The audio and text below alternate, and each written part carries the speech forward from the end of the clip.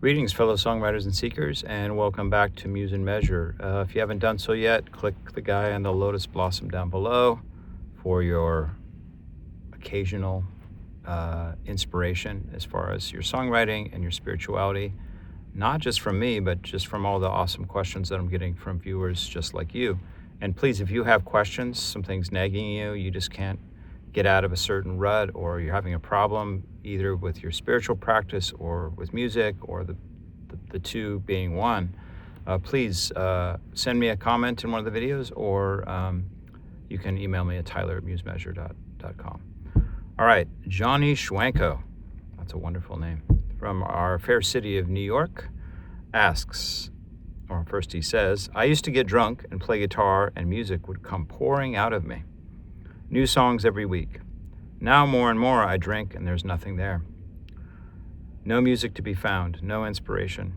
I like your ideas about mixing spirituality with music making, but I don't understand how to do this. What can I do to get it started on a new path? Wow, that just kind of sums up kind of my whole life trajectory and my spiritual practice and songwriting practice in one question. So I'll try to make this brief. But so I used to abuse alcohol like crazy. For about 20 years of my life, I would drink huge amounts of alcohol, 2 or 3 times a week. I would get very, very drunk. And what it was giving me was like, I'm kind of a depressed and melancholic person by nature, I think, or maybe just by my life experiences made me that way. And so the only real times that I felt really great was when I was drunk. And so the more I drank, the better I felt. And I never, I did use it as a tool for songwriting, but most of the time it was taking me away from songwriting because I would be getting drunk and, I'd get nostalgic. So I'd reminisce about old songs that I wrote, or I'd just listen to a bunch of music. So I guess that's good for enhancing your musical abilities, is just to hear a lot of music. But for the most part, it was a distraction from me. But it sounds like for you, Johnny, like this was part of your creative process, that you would get drunk and, start writing. I never could do that with songwriting, drinking a lot. I did maybe come up with some lyrics when I was drunk. I would come up with ideas. But marijuana was much more of a tool for me with that, because, with marijuana, your imagination goes nuts. And, that could also be true of alcohol. So if you've hit this point in your life where alcohol is no longer serving you, and instead you are serving it, then, maybe it's time to give it a break for a while, or to quit it completely. I've been sober almost 10 years now, so I can advocate for that there is a life after it and you can feel great. One thing I noticed by quitting drinking was that it didn't make me all of a sudden feel great and healthy and like solve all my life's problems, but it did eliminate a lot of problems that I had. Like, being hungover all the time, having trouble in my relationships. Often I'd put my foot in my mouth when I was drinking and say stupid things that I then later had to make amends for. I was neglectful of my work. I was neglectful of my relationships and my duties as a father, especially. That's one of the main reasons I quit drinking. And so it really, at some point, it stopped serving you. And so that's something for you to assess.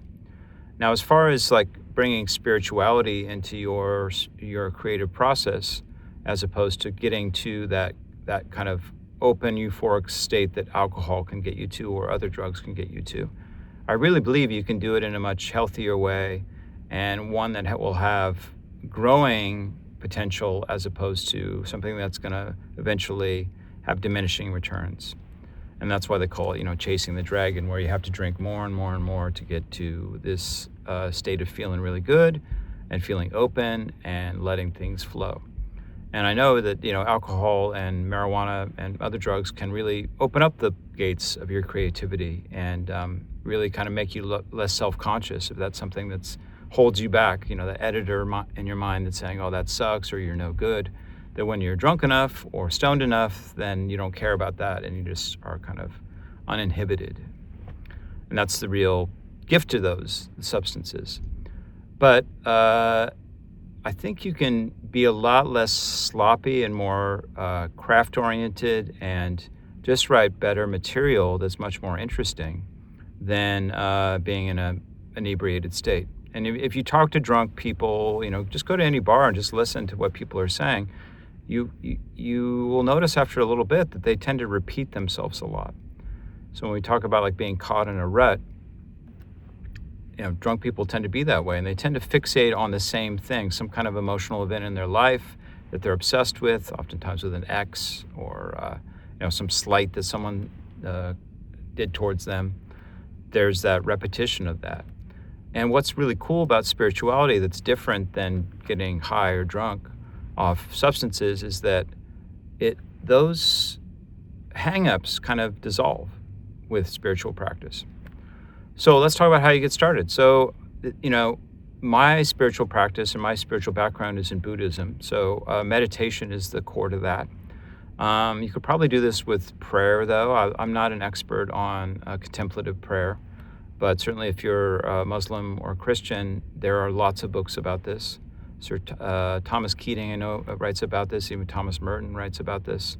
St. John of the Cross, in his writings and his poems definitely point to this mysticism that you can get to, this kind of openness where you experience the holiness. Well, what you're really experiencing is your lack of ability to comprehend the holiness. And there's a sublime moment there when you experience that, where it's, in Kantian terms, you hit the limits of your imagination. And that experience itself gives you this kind of sense of peace, because there's something greater than you, but it still all makes sense, even though you can't make sense of it. So I'm no expert in that, but I know it's out there. But back to Buddhism, so, or even non-Buddhism, it's just meditation. You don't have to believe in the tenets of Buddhism to do this.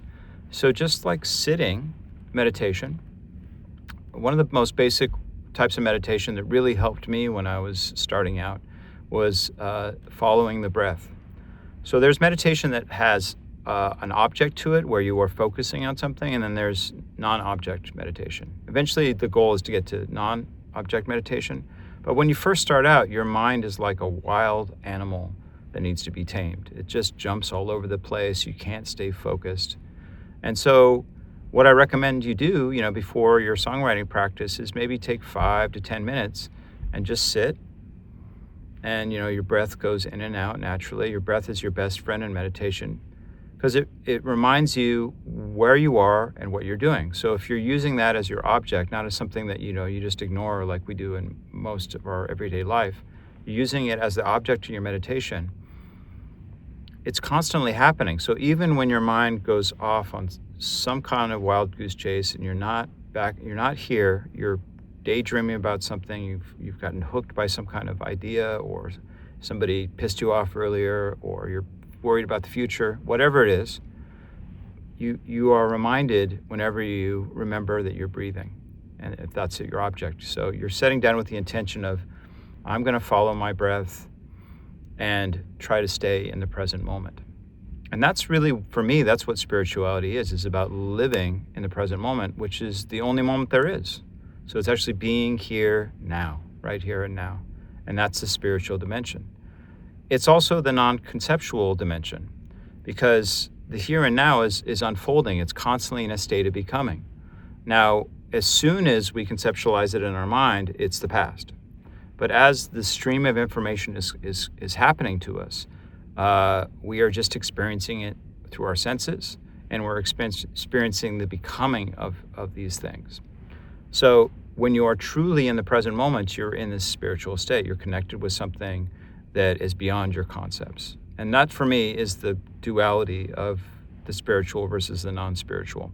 Eventually, you see that it's all the same. Everything is spiritual. Even your thoughts are spiritual. Your concepts are spiritual. What you don't want is them ruling the show. You don't want them to overdetermine your experience so they ruin the experience. So I'm being very long-winded, I apologize. But so as you're sitting, just set a timer for 5 minutes, and maybe, especially when you start out, follow the out breath and the in breath. So what I mean by follow it is you're paying attention to it, you're aware that it's happening. Breathing out, breathing in. So you're paying attention to it, you're aware of it, your focus is on it. not on everything else. Inevitably, a thought is going to come into your mind, and you're going to start thinking about it, and maybe it's going to turn into a story, and you're going to forget what you're doing. So that's why it's something to come back to, the breath. So you do this for 5 minutes. Now, if the breath is not enough, what else was really, really helpful for me was counting the breaths. So let's see if I can go up to 4 without completely losing my focus and going off on some daydream.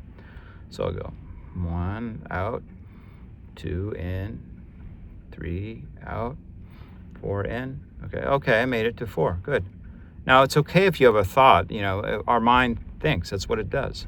But it's different than losing your focus and forgetting what you're doing. You also, that's what's cool about counting the breath is if you lose count, then if you lose track of where you are on the count, then you know, oh, I went off on a daydream. And it's very tempting to want to whip ourselves over that or to chastise ourselves. But when that happens, you can just say thinking. And not say it out loud, but think it in your mind like, oh, that's thinking. But it's just like noticing that you were thinking, becoming aware of it. And this offers you some distance from your thoughts too, eventually, because you are able to see that thinking is not your total experience. It's just one aspect of your experience. There is an awareness underlying your experience. And that awareness for me, and I think for a lot of spiritual traditions, is the spiritual. That's what's with us at all times, even when we're sleeping. This awareness level that is underlying all of our thoughts and all of the roller coaster of emotions that we go through at the day. It's the steady, peaceful place that is something that connects us with all other beings, but it also connects us to the timelessness of the moment and something that doesn't change. So you get that distance through this practice. So back to the simple practice. So just do it for 5 minutes at first and just see what happens. When thoughts come up, if you notice that you're thinking, just label it as thinking. Don't chastise it. Don't put a negative, like, oh, fucked up again. Not like that. It's more like for me, it was always a relief. Like, oh, I'm worried about what's going to happen tomorrow. Oh my God, my boss is going to come in and do this evaluation. And then I can just say thinking and like, oh, that's just a thought. I can let that go. It's like popping a bubble that you take for being reality, that you're really being tortured by this, and it just frees you from that. That's what's liberatory. Is that the right word? I almost said libretto, maybe. I don't know. I'm getting too hot in this little room. I'm not thinking straight. But that's a great spiritual practice to do before your songwriting. And then what's really cool about it too is like I've found that, when I'm in this meditative state and then my post-meditative state, which benefits from that, I all of a sudden hear new possibilities and I feel inspired and I get new ideas. And maybe even new ideas come up in meditation. Now, you don't want to sit there with a notepad and write down all these cool ideas as they happen, but sometimes, you're not supposed to, but sometimes I'll get such a good idea that I can't resist. I know there's a story of Allen Ginsberg when he was first doing meditation with Chogyam Trungpa, where, Trungpa was like, what are you doing? And Allen had this notebook next to him because he was getting all these amazing ideas that popped in his head as he was sitting and meditating. Because all of a sudden your mind's actually free. You're not tasked by what you're doing. You're doing nothing when you're meditating. So all of a sudden your mind is free to do all these kind of crazy things and make all these incredible associations and kind of dream while you're not asleep.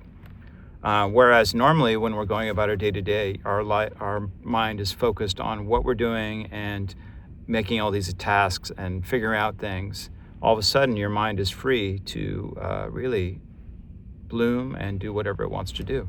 So it's really inspiring, I've found. And that's why I think it's even better than alcohol or drugs to facilitate creativity. So that, in a very long-winded nutshell, is how you can add spirituality to your songwriting practice, or just, it doesn't have to be songwriting practice, it could just be day-to-day. Now, if you want to make this actually happen in your life, you have to use the Atomic Habits model of pick a place and a time where you're going to do this. I do my meditation on my train ride into school every day, on the subway, whether I'm standing or sitting. I have a kind of guided meditation because I'm doing a particular course of meditation. There's great apps for that. I recommend Sam Harris's Waking Up app. I know there's other great apps like 10% Happier, or I forget the names of them, but these can help you with guided meditations too. So set a time and a place where you're going to do it, and start very, very short, 5 minutes. Don't do more than that until you can start a habit of it and start feeling the benefits of it. If you try to sit down and do 4-hour sitting meditation on your first go, you're probably going to hate it so much you're never going to want to do it again. All right, so best of luck with that. I'm really curious to see how this goes for you, Johnny.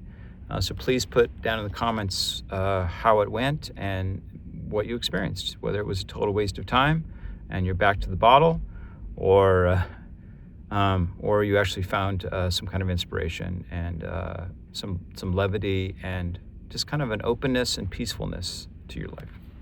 All right, well, I hope that happens for you. All right, best of luck with that and your songwriting and your curbing your drinking, if that's what your goal is. All right, take care.